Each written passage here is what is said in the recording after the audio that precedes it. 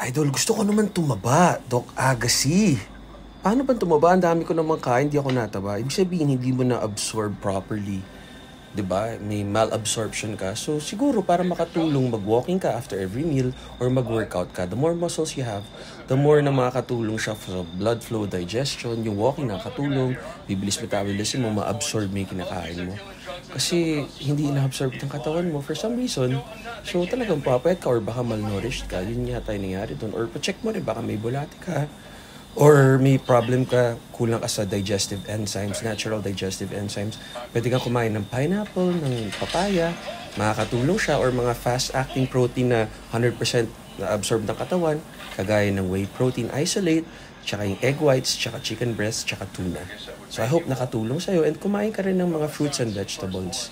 Kasi baka junk food kinakain mo. Tama kayo, mali ako na Dr. Do what works for you. Happy, healthy.